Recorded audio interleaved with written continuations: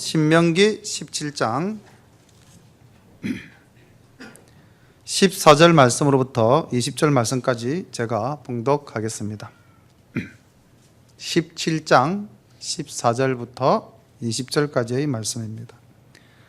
내가 내 하나님 여호와께서 내게 주시는 땅에 이르러서 그 땅을 얻어 거할 때에 만일 우리도 우리 주의 열국같이 우리 위에 왕을 세우리라는 뜻이 나거든 반드시 내 하나님 여호와의 택하신 자를 내 위에 왕으로 세울 것이며 내 위에 왕을 세우려면 내 형제 중에서 한 사람으로 할 것이요 내 형제 아닌 타국인을 내 위에 세우지 말 것이며 왕된 자는 말을 많이 두지 말 것이요 말을 많이 얻으려고 그 백성을 애굽으로 돌아가게 말 것이니 이는 여호와께서 너희에게 이르시기를 너희가 이후에는 그 길로 다시 돌아가지 말 것이라 하셨음이며 아내를 많이 두어서 그 마음이 미혹되게 말 것이며 은금을 자기를 위하여 많이 쌓지 말 것이니라.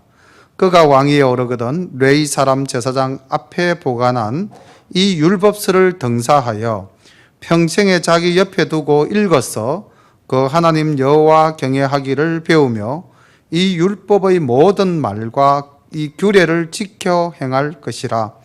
그리하면 그의 마음이 그 형제 위에 교만하지 아니하고 이 명령에서 떠나 좌로나 우로나 치우치지 아니하리니 이스라엘 중에서 그와 그의 자손의 왕위에 있는 날이 장구하리라. 아멘. 조금 전에 읽었던 말씀은 이스라엘의 왕이 지켜야 할 규례에 대한 말씀입니다. 오늘 설교 제목이 이스라엘 왕의 규례라고 정했는데 우리나라의 지금 현 시국에 비추어 볼 때 정말 지도자는 어떠한 모습을 갖추어야 하는가 이 말씀을 잘 새긴다면은 현재의 지도자도 그렇고요 또 차프로 지도자가 되고자 하는 사람들도 도움이 되지 않겠는가라는 생각입니다. 17장 1절 말씀부터 살펴보도록 하겠습니다. 무릇 흠이나 악질이 있는 우양은 내 하나님 여호와께 드리지 말지니 이는 내 하나님 여호와께 가정한 것이 됨이니라. 1절로 끝났는데요. 사실 이 말씀은 16장 21절, 22절 말씀과 연속적으로 이어지는 말씀입니다. 그래서 장구분이 이루어진다면은 아마 16장 21절에서부터 장구분이 되어지는 것이 옳지 않았겠나라는 생각입니다. 여기 바로 이 말씀은 하나님을 섬기는 자의 자세에 대한 이야기인데 특히 하나님께 드리는 제물에는 홈이 없어야 된다는 말씀이시죠.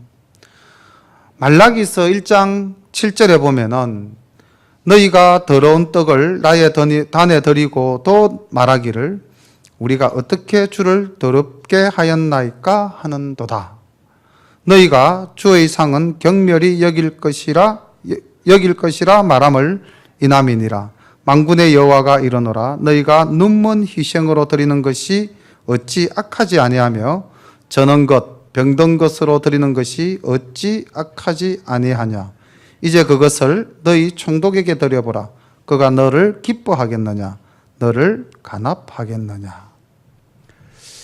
이 말씀이 우리에게 주는 사실 은혜가 많죠. 우리가 이 땅에 살면서 하나님께 드리는 우리의 마음, 또 우리의 재물, 우리의 정성, 이 모든 것이 사실 눈에 보이는 권세자 앞에 드리는 것과 비교해 볼 때 과연 나는 하나님께 온전히 바치고 있는가라는 것을 한 번 더 살펴볼 수 있을 것 같습니다. 내 하나님 여호와께서 내게 주시는 어느 성중에서든지 너희 가운데 혹시 어떤 남자나 여자가 내 하나님 여호와의 목전에 악을 행하여 그 언약을 어기고 가서 다른 신들을 섬겨 그것에게 절하며 내가 명하지 아니한 일을 성신에게 절한다 하자. 혹이 그 일을 내게 고함으로 내가 듣거든 자세히 사실하여 볼지니 만일 그 일과 말이 확실하여 이스라엘 중에 이런 가증한 일을 행함이 있으면 너는 그 악을 행한 남자나 여자를 내 성문으로 끌어내고 돌로 그 남자나 여자를 쳐 죽이되 죽일 자를 두 사람이나 세 사람의 증거로 죽일 것이요 한 사람의 증거로는 죽이지 말 것이며 이런 자를 죽이면은 정인이 먼저 그에게 손을 댄 후에 뭇 백성이 손을 댈지니라. 너는 이와 같이 하여 너희 중에 악을 제할지니라. 지금 여기 말씀은 우상 숭배자를 건절하는 하나님의 명령인데 13장에서 했던 말씀을 다시 재진술하고 있습니다. 여기 우상을 섬기는 자를 사형에 처하라고 엄히 말씀하신 것은 그들이 악을 행하였다라고 말씀하시고 또 그들을 죽이는 것은 악을 제거하는 것이라고 말씀하고 있습니다. 하나님은 우상 숭배에 대해서는 조금도 용서함이 없으신 분입니다. 그런데 오늘날 이 시대를 살아가는 우리는 알게 모르게 굉장히 이 우상 숭배에 노출이 많이 되어져 있습니다. 조금 뒤에 가서 다시 한번 더 살펴보도록 하겠습니다. 8절 내 성중에서 송사로 다투는 일이 있으되 서로 피를 흘렸거나 다투었거나 구타하였거나 하여 내가 판결하기 어려운 일이 생기거든 너는 일어나 내 하나님 여호와의 택하실 곳으로 올라가서 레위 사람 제사장과 당시 재판장에게로 나아가서 물으라.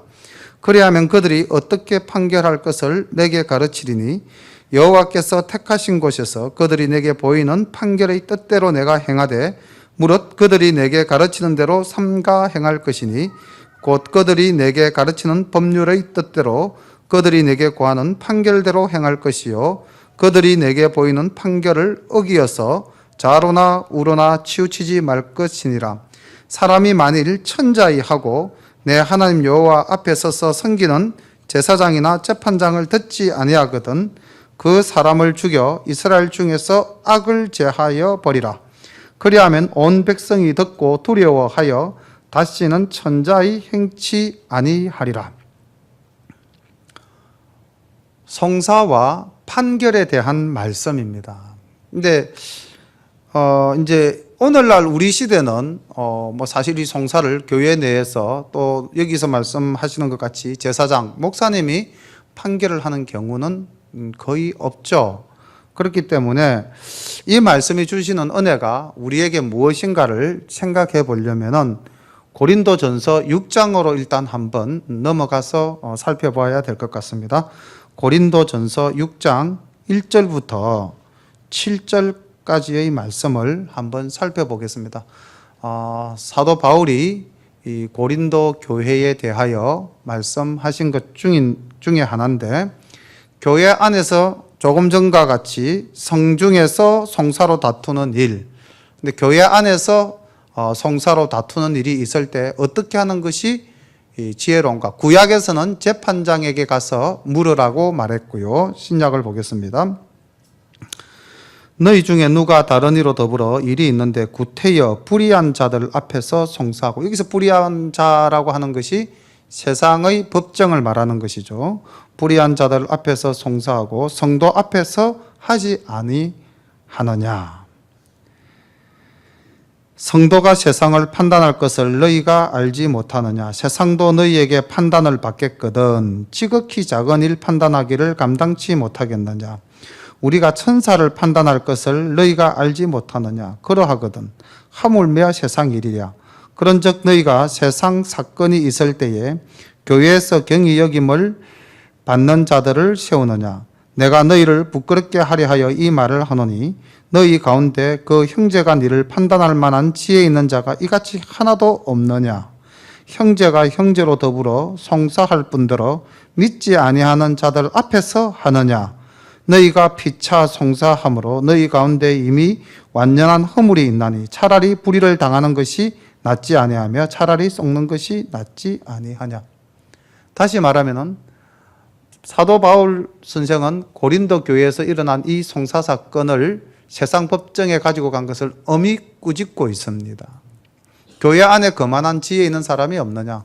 교회 안에서 해결할 수 있는 것들을, 사실은 교회가, 성도가 천사도 판단하고 세상도 판단할 만큼 권위 있는 존재인데 어떻게 해서 너희들은 그렇게 비루하게 세상 법정 앞에서 송사를 하느냐라고 엄히 꾸짖고 있습니다. 다시 이 말씀을 오늘날 우리 교회 안에서의 삶을 가지고 본다면은 어떻게 해야 될까요? 우리가 살고 있는 이 지역 마산에서도 지금으로부터 한 6, 70년 전에 큰 사단이 한번 일어난 적이 있습니다. 마산 문창교회가 교단 싸움에서 어느 교단의 목사님이 그 교회를 차지하느냐, 교회 명도 소송이 일어난 적이 있어요. 그래서 이 교회가 애초에는 고신척에 있다가 지금은 이제 통합척으로 왔죠. 그만큼 교회 안에 지금도 그렇죠. 세상에서 보면 교회 안에 목사님 바짝 높아 짜게져 가지고 예배를 따로 드린다는 등 교회 안에서 서로 싸우는 등 얼마나 이런 일들이 많습니까? 오늘 이 말씀은 교회 안에서 성도들은 판단할 거리를 사실은 만들지 말아야 됩니다. 그리고 만약에 판단할 거리가 있다면은 이것은 정말로 우리가 기도하는 가운데서 하나님의 은혜 안에서 해결해야 될 문제입니다. 이런 것들을 세상 법정으로 가지고 간다든지 세상의 권력이나 세상의 힘을 빌어서 교회의 문제를 해결하겠다고 한다면은 이것은 굉장히 잘못된 것이고 하나님께 절대 영광이 될 수 없는 일입니다. 여기서 천자희라는 말이 나오는데요. 이거는 교만하게 또는 오만하게라는 말로 해석을 하시면 될 것 같습니다. 14절 내 하나님 여호와께서 내게 주시는 땅에 이르러서 그 땅을 얻어 거할 때에 만일 우리도 우리 주의 열국같이 우리 위에 왕을 세우리라는 뜻이 나거든 반드시 내 하나님 여호와의 택하신 자를 내 위에 왕으로 세울 것이며 내 위에 왕을 세우려면 내 형제 중에서 한 사람으로 할 것이요 내 형제 아닌 타국인을 내 위에 세우지 말 것이며 왕된 자는 말을 많이 두지 말 것이요 말을 많이 얻으려고 그 백성을 애굽으로 돌아가게 말 것이니 이는 여호와께서 너희에게 이르시기를 너희가 이후에는 그 길로 다시 돌아가지 말 것이라 하셨음이며 아내를 많이 두어서 그 마음이 미혹되게 말 것이며 은금을 자기를 위하여 많이 쌓지 말 것이니라.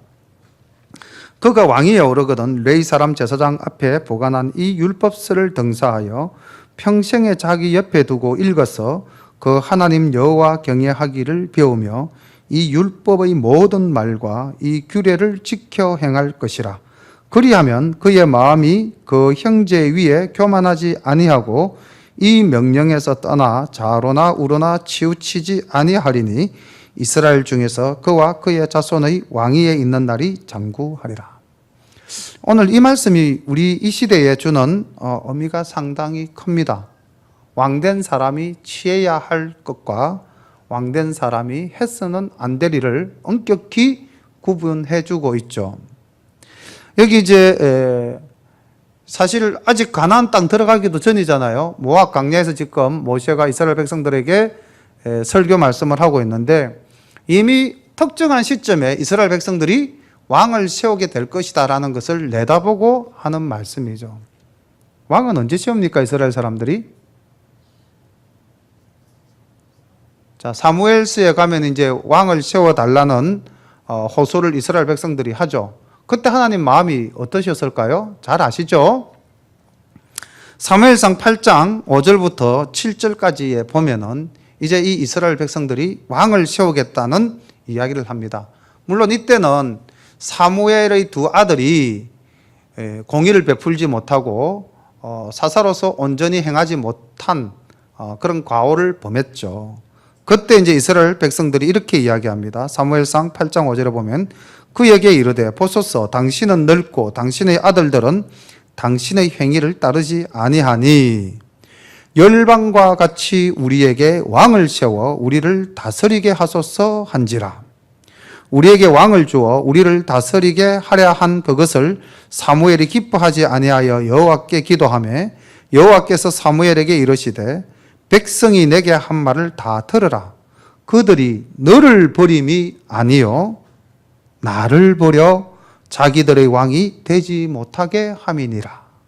이 말씀 속에 묻어나는 인격적 하나님의 심중을 우리가 헤아린다면은 하나님을 왕으로 삼지 않겠다, 하나님을 중심으로 살지 않겠다 하는 이 말씀에 하나님은 굉장히 서운해 하시고 섭섭해 하십니다. 자, 그런데 이제 이런 과정을 거쳐서 결국은 이제 사울이라는 이스라엘의 초대 왕을 세우죠. 그런데 아시다시피 사울이 실패한 왕이 되고 맙니다. 사울이 실패한 왕이 된 가장 큰 이유는 오늘 여기 하나님께서 말씀해 주신 왕이 된 사람은 말을 많이 두지 마라. 다시 말하면은 힘, 군사력, 권세, 능력을 키우려고 하지 말아야 한다는 말씀이고요. 17절에 보면은 아내를 많이 두지 마라. 그리고 그 마음이 미혹되게 하지 마라는 말씀인데, 사실 실패했지만 성공한 왕 다윗은 곧 회개를 했습니다. 사실 이 부분에 다윗도 자유로울 수가 없고요, 그 아들 솔로몬도 자유로울 수가 없습니다. 그러나 그들이 또 하나님에게 신실한 모습을 보였던 부분들이 있었기 때문에, 그리고 또 회개했기 때문에, 물론 솔로몬은 말년에 회개하지 않았기 때문에 이제 거의 아들대에 가서 나라가 분열되는 비극을 겪게 되지만은요, 세상 정욕을 탐해서는 안 된다는 겁니다.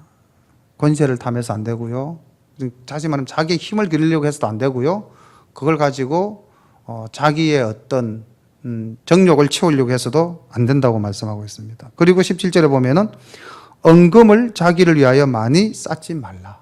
다시 말하면 물질의 지배를 받지 말아라는 것입니다.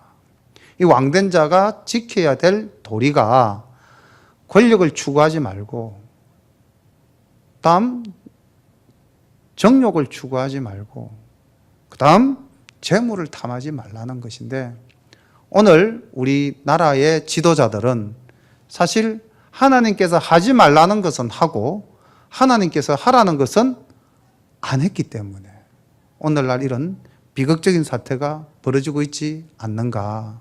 그리고 사실 또 우리 사회의 많은 지도자들이, 대통령은 아니지만은 그 밑에 있는 지도자들이라 할지라도 그들도 역시 삶의 형태를 보면은 역시 이와 같은 삶을 동일하게 살아가고 있다는 것입니다. 그래서 사실 교회가 좀 더 모범이 되고 교회 안에 있는 세상의 지도자들이 정말 이 세상에서 모범된 삶을 보였다면은 우리 사회가 이렇게까지 참담해졌을까요? 그리고 교회가 지금같이 이렇게 무능하게 있을 수 있을까요? 교회가 세상을 향해서 만약에 하나님이 공의를 지금 외친다고 해봅시다. 누가 새겨 듣겠습니까? 교회가 왜 이렇게 참담하게 되었는가? 우리가 역사를 배우면은요, 1919년 3.1 운동이 일어났을 때에 그 3.1 운동의 민족 지도자 33명 중에 기독교인 절반이 넘습니다. 제가 어릴 때만 하더라도요, 교회 장로님은 교회에서만 존중받고 인정받는 어른이 아니라 그 지역사회에서 존경받고 인정받는 분이셨습니다. 제가 어릴 때만 하더라도 교회에서 정말 이렇게 지도자적인 위치에 있으신 분은 또 교회의 목사님도 마찬가지셨어요. 많은 사람들이 목사님이나 장로님을 존경하고 그들로부터 뭔가를 배우려고 했어요. 그리고 또 그분들이 비록 믿지 않는 집단에 가서 말씀을 하시더라도 그 말 속에는 위험이 있었고 영향력이 있었습니다. 그런데 오늘날은 어떻습니까? 목사님이 입을 열어서 이야기를 한다고 했을 때에 누가 그 말씀을 영향력 있게 받아들이겠습니까? 지난번에 한번 대통령이 위기적 상황을 극복하기 위해서 사회 지도자층들의 고견을 듣겠다 해서 기독교계의 두 목사님을 청빙해서 이야기를 나눴을 때 세상의 웃음거리가 되고 말았지 않았습니까? 이런 현실들은 왜 나타나게 되었을까요? 바로 하나님께서 지도자, 왕된 자들이 지켜야 할 것과 해서는 안 될 일을 엄히 구분해 주셨는데 반대로 살아가고 있기 때문이죠. 하나님이 지도자에게 요구하는 것은 하나님의 말씀을 잘 지켜서 하나님을 경외하고 하나님의 말씀을 이 땅에서 행하라. 그렇게 해서 네가 하나님의 말씀을 잘 듣고 하나님의 말씀을 잘 읽고 하나님의 말씀을 잘 지켜 행하면은 어떤 사람이 되느냐? 겸손한 사람이 된다고 되어 있어요. 20절에 보면은 이렇게 되어 있습니다. 그리하면 그의 마음이 그 형제 위에 교만하지 아니하고, 교만하지 아니하고는 역으로 이야기하면 겸손하며가 되죠. 그죠? 우리 잘 알다시피 솔로몬의 아들 르호보암이 왜 나라가 분열되지 않을 수도 있었는데 분열된, 유다와 이스라엘로 분열된 역사가 나타나게 됩니까? 그가 마음에 교만하였기 때문이죠.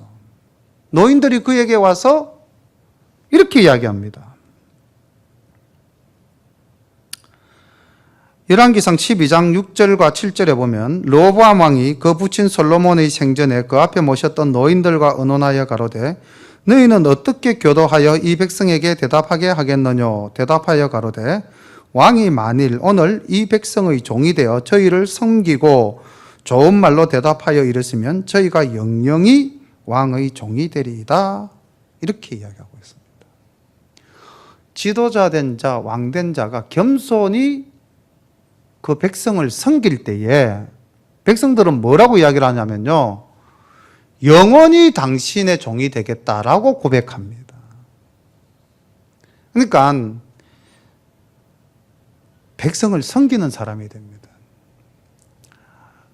민심이 천심이라는 말씀이 있죠. 백성의 마음이 곧 하늘의 마음이다. 이게 이제 뭐 우리 전례적으로 내려오는 사상인데, 우리가 이 성경 말씀 속에서도 여전히 동일합니다. 하나님은 항상 지도자들에게 나그네와 고아와 과부를 섬기라. 오늘날 우리나라의 지도자들이 이런 겸손함과 섬기는 마음이 있었다면 우리나라는 정말 멋진 나라가 되었을 겁니다. 아마 이번 이 우리나라의 사태가 우리나라의 국격이 한 단계 더 높아져 가는 과정이 아닐까, 저는 그렇게 굉장히 긍정적으로 봅니다.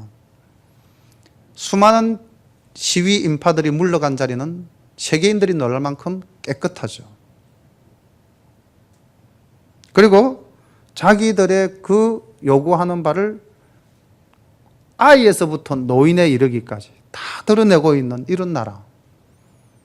앞으로 이 나라의 지도자들은 자기의 권력을 강화하기 위해서, 자기의 재물을 쌓기 위해서, 자기의 정욕을 채우기 위해서 함부로 행하지는 못할 것입니다. 국민들이 그것을 지도자들에게 깨우쳐 줬다면 이제 우리 교회는 지도자들에게 무엇을 깨우쳐 줘야 할까요? 하나님의 말씀에 순복하는, 하나님의 말씀을 옆에 두고 읽어서 여호와 경외하기를 배우는 그런 지도자가 될 수 있도록 교회가 더욱더 이 땅의 지도자 길러내기에 힘을 쏟아야 하고요, 교회가 바로 가르쳐야 할 것입니다. 18장 봅니다. 레위 사람 제사장과 레위 온 지파는 이스라엘 중에 분깃도 없고 기업도 없을지니 그들은 여호와의 화제물과 그 기업을 먹을 것이라.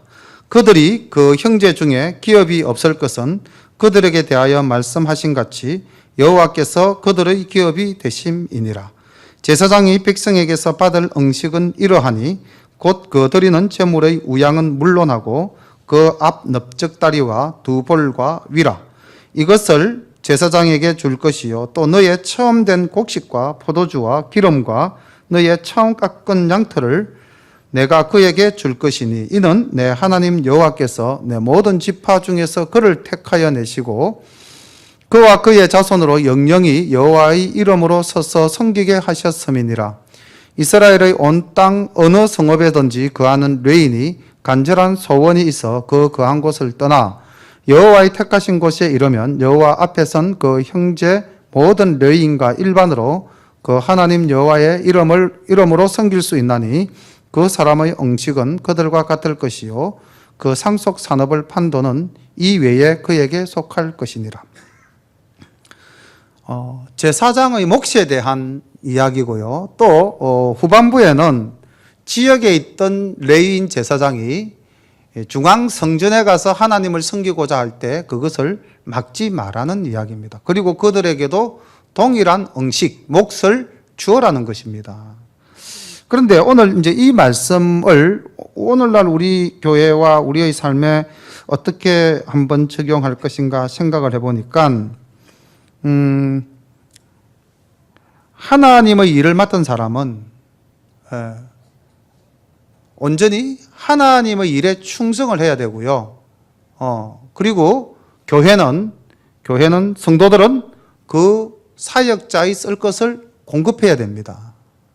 그런데 그 사역자의 그 공급받은 삶은, 즉 성도로부터 생활비를 받아서 살아가는 이 사역자의 삶은 어느 정도의 삶이면 좋을까? 이게 이제 오늘날 우리 시대에 특히 한국 교회에 시사하는 바가 있지 않나, 그런 생각을 해보았습니다. 레위인이 받는 응식, 몫이라는 것이 무엇입니까? 11조죠. 그러면은 상식적으로 우리가 생각을 해봅시다. 11지파에서부터 11조를 받습니다. 그러면은 이 11지파로 받는 11조의 양은 결국 그 11지파의 평균적 수익과 거의 일치하겠죠. 다시 말하면은 사역자의 삶은 사치하거나 화려해서는 안 된다는 것입니다. 그런데 오늘날 대형 교회의 목사님들의 삶은 우리가 이 말씀에 비추어 봤을 때 과연 어떠한가? 그리고 개척교회의 목사님의 삶을 봤을 때 과연 그 삶은 어떠한가? 이렇게 볼 때 교회가 큰 교회는 겸손하게 낮추고 작은 교회는 도와서 정말 이 사역자들이 하나님의 일에 온전히 충성할 수 있도록 해야 되는데, 제가 아는 많은 개척교회 목사님들은 생활이 안 돼서 대리운전을 하시는 분도 있고요, 노동 현장에서 막일을 하시는 분도 수없이 많습니다. 그러다가 결국은 안 되니까 교회 문을 닫고 그냥 일상의 삶으로 돌아가는 분들이 많이 있어요. 반면에 어떤 목사님은 교회에서 차를 안 바꿔준다고, 지금 타시는 차도 평균 이상의 차인데 그 이상급의 차를 안 바꿔준다고 그러시는 분들도 있죠. 제사장의 몫은 11조입니다. 평균적 삶을 살아야 되지 않나라는 것이 사역하는 사람들의 자세가 되어야 될 것이라고 저는 생각을 합니다. 9절 봅니다. 내 하나님 여호와께서 내게 주시는 땅에 들어가거든 너는 그 민족들의 가정한 행위를 본받지 말 것이니 그 아들이나 딸을 불가운데로 지나가게 하는 자나 복술자나 길흉을 말하는 자나 여술하는 자나 무당이나 지는 자나 신접한 자나 박수나 초혼자를 너희 중에 용납하지 말라. 무릇 이런 일을 행하는 자는 여호와께서 가정이 여기시나니 이런 가정한 일로 인하여 내 하나님 여호와께서 그들을 내 앞에서 쫓아내시느니라. 너는 내 하나님 여호와 앞에 완전하라. 내가 쫓아낼 이 민족들은 길흉을 말하는 자나 복술자의 말을 듣거니와 내게는 내 하나님 여호와께서 이런 일을 용납지 아니하시느니라. 인간에게는 기본적으로 호기심이라는 게 있습니다. 그리고 이 호기심이 자기의 미래와 관계되어지는 것이라면 더더욱 정폭되어지죠. 그래서 사람들은 그것을 알기 위해서 여러 가지 방법들을 만들었는데 그 중에 대표적인 것이 점치는 것이죠. 어떤 일이 있을까? 점을 칩니다. 이게 이제 사탄이 노리는 바로 인간의 최대 약점이죠. 근데 이게 우리 교인들도 갖고 있다는 겁니다.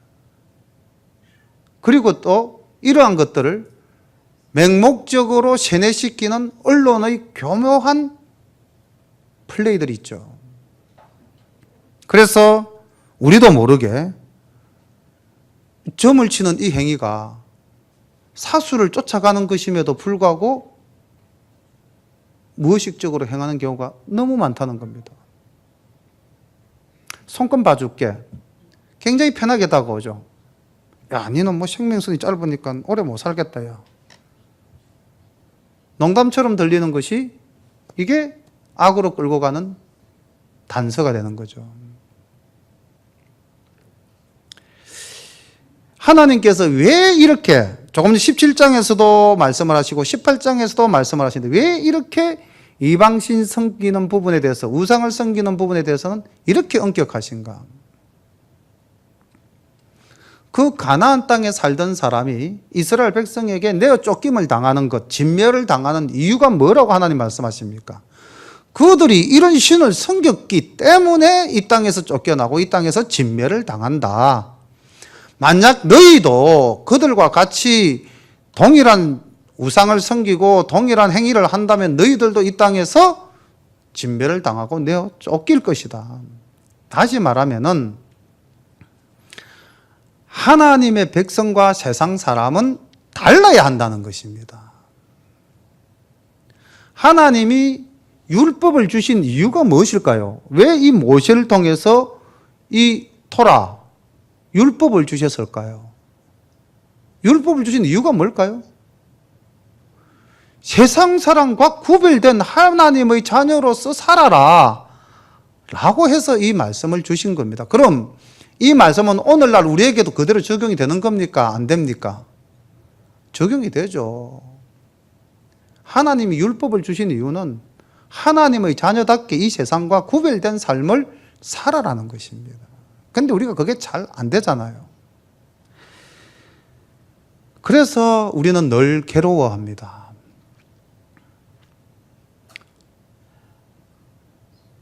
이 하나님 말씀대로 정말 우리가 탁 선을 긋고 정말로 구별된 삶을 살면 얼마나 좋겠습니까? 잘 안 되죠. 사도 바울도요, 이렇게 고백하고 있습니다. 로마서 17장 21절부터 24절까지의 말씀을 보니까 오늘날 기독교의 토대를 세운 이 사도 바울도 이렇게 말합니다. 그러므로 내가 한 법을 깨달았노니 곧 선을 행하기 원하는 나에게 악이 함께 있는 것이로다. 내 속사람으로는 하나님의 법을 즐거워하되 내 지체 속에서 한 다른 법이 내 마음의 법과 싸워 내 지체 속에 있는 죄의 법으로 나를 사로잡는 것을 보는도다. 오라, 나는 공고한 사람이로다. 이 사망의 몸에서 누가 나를 건져내랴 탄식하고 있습니다. 오늘날 신앙생활하는 우리들의 모습과 이 바울 사도의 이 탄식은 일치하죠. 우리가 하나님의 말씀대로 살고자 하는 이 선한 마음이 있는 반면에 또 세상의 유혹으로 끌고 가고자 하는 악한 것이 우리 속에 또한 있다는 것입니다. 그래서 예배 전에 제가 말씀드렸다시피 사도 베드로는 깨어서 근신하며 기도하라고 말씀하고 있습니다. 제일 중요한 것은 우리가 우리의 중심에 하나님이 계신다면은 우리는 자유로울 수 있습니다. 우리는 저 유혹에 넘어가지 않을 수 있습니다. 우리의 삶이 훨씬 더 경건해질 수 있습니다. 그런데 우리의 중심에 하나님이 잠깐이라도 사라진다면 바로 그 순간 우리는 저 유혹을 향해서 달려갈 수밖에 없는 약한 존재라는 것입니다. 그래서 우리 모두는 조심해야 되고요. 우리 모두는 깨어 있어야 되는 것입니다. 15절 봅니다. 내 하나님 여호와께서 너의 중 내 형제 중에서 나와 같은 선지자 하나를 너를 위하여 일으키시리니 너희는 그를 들을지니라. 이것이 곧 내가 청야의 날에 호렙산에서 너희 하나님 여호와께 구한 것이라. 곧 내가 말하기를 나로 다시는 나의 하나님 여호와의 음성을 듣지 않게 하시고 다시는 이 큰 불을 보지 않게 하소서. 두렵건대 내가 죽을까 하나이다 하매 여호와께서 내게 이르시되 그들의 말이 옳도다. 내가 그들의 형제 중에 너와 같은 선지자 하나를 그들을 위하여 일으키고 내 말을 그 입에 두리니 내가 그에게 명하는 것을 그가 그 무리에게 다 고하리라. 무릇 그가 내 이름으로 고하는 내 말을 듣지 아니하는 자는 내게 벌을 받을 것이요 내가 고하라고 명하지 아니한 말을 어떤 선지자가 만일 방자히 내 이름으로 고하든지 다른 신들의 이름으로 말하면 그 선지자는 죽음을 당하리라 하셨느니라. 내가 혹시 심중에 이르기를 그 말이 여호와의 이르신 말씀인지 우리가 어떻게 알리요 하리라. 만일 선지자가 있어서 여호와의 이름으로 말한 일에 정음도 없고 성취함도 없으면 이는 여호와의 말씀하신 것이 아니요 그 선지자가 방자히 한 말이니 너는 그를 두려워 말지니라. 하나님께서 참 선지자를 일으키시겠다고 약속해 주십니다. 이제 이스라엘 백성들은 모세 이후 우리를 지도할 사람이 누군가, 하나님의 말씀을 우리가 호렙산에서 직접 들었을 때 우리는 하나님의 불을 보기도 두려웠고 하나님의 음성 듣기도 두려워서 당신을 세웠다, 모세를 세웠다. 이제 당신이 없다면 어떻게 되나요? 라는 이 질문에 모세가 이제 너희 중에 선지자를 세울 것이다. 그래서 사실 모세 이후로 여호수아 이후 사사 쭉 나옵니다. 그런 이후의 선지자로 보아도 좋고요. 또 이 말씀 속에는 예수 그리스도께서 이 땅에 오시는 것을 내포하고 있다고 봐도 됩니다. 그런데 이 하나님의 말씀을 증거하는 선지자,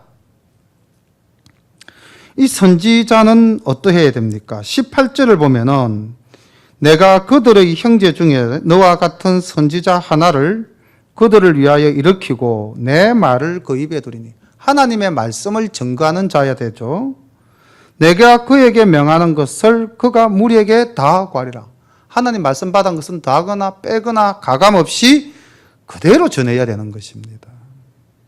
그런데 만일 그 선지자가 하나님의 고하라고 명한 그 내용을 말하지 않는다면 그건 거짓 선지자라는 것입니다.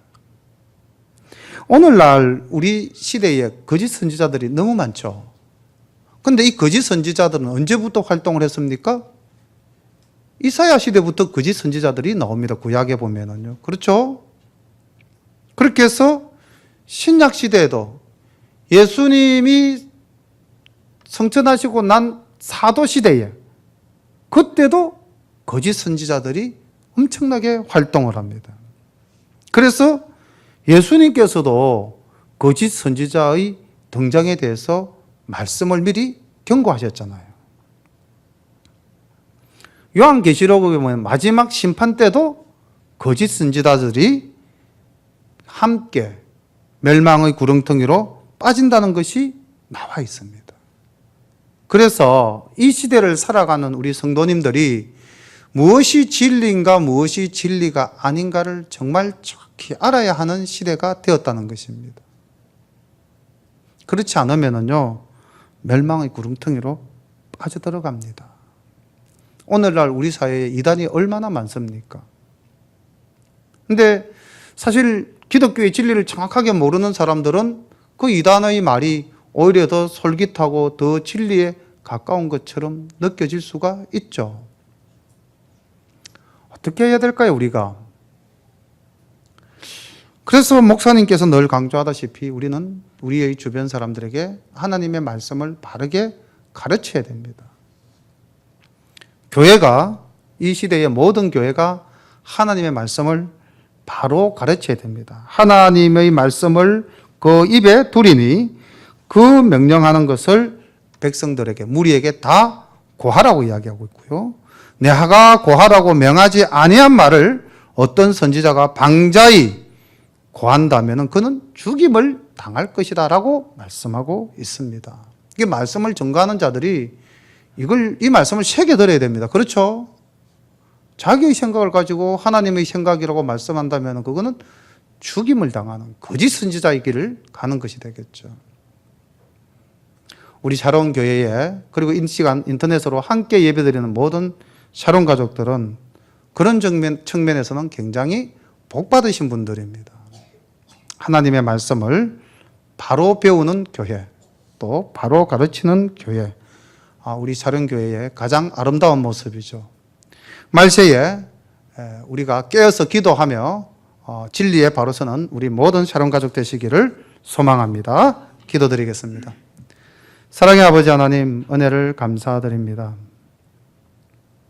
혼란한 이 시대에 우리 기독교인들이, 하나님의 자녀들이 어떻게 이 세상에서 빛과 소금의 삶을 살아야 하는지, 아버지 하나님, 저희들은 때때로 길을 잃고 방황할 때가 많습니다.